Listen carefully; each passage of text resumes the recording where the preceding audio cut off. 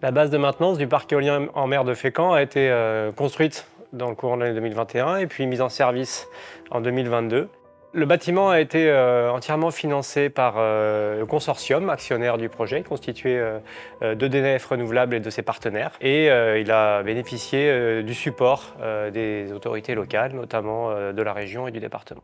Sur Fécamp, il est prévu 71 éoliennes qui produiront à terme quelque chose comme 500 MW. Ça suffirait pour alimenter à peu près les 2/3 du département de la Seine-Maritime.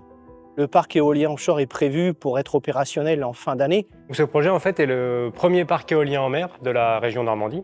Et donc il repose depuis son origine sur un dialogue ouvert avec l'ensemble des parties prenantes pour faciliter son intégration dans le tissu local en termes d'intégration paysagère, d'impact sur l'environnement et d'usage de la mer.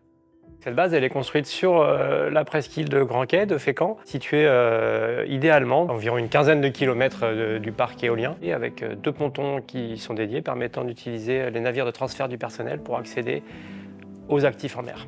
Donc, la base de maintenance c'est le centre de supervision du parc éolien en mer depuis la Terre. Elle accueille les équipes en charge de l'exploitation et de la maintenance du parc éolien.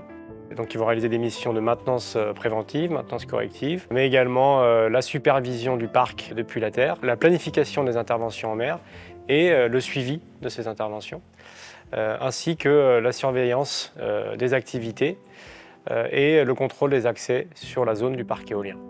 On a un équipement spécifique. D'une part parce qu'effectivement le milieu marin impose certaines contraintes parce qu'il y a certains risques. Le port du gilet de sauvetage par exemple, dès qu'on est à proximité de l'eau, c'est quelque chose d'indispensable. Pour monter sur l'OSS, on a un équipement spécial aussi, qui s'appelle le harnais. C'est un petit peu un équipement d'alpiniste puisque pour accéder sur l'OSS, il y a une échelle, ce qu'on appelle un boat landing, qui à marée basse peut faire jusqu'à une vingtaine de mètres.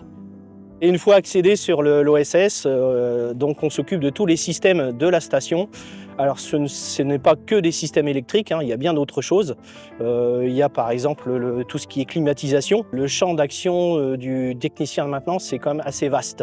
La base de maintenance va permettre de créer une centaine d'emplois pendant la phase d'exploitation et va accueillir différents métiers, donc des techniciens de maintenance qui interviennent en mer, mais également des coordinateurs maritimes qui assurent la supervision depuis la terre, et puis des responsables de maintenance, des responsables d'exploitation, des métiers liés au domaine maritime, marins, grutiers, logisticiens, et enfin des fonctions support, comptables, RH, etc.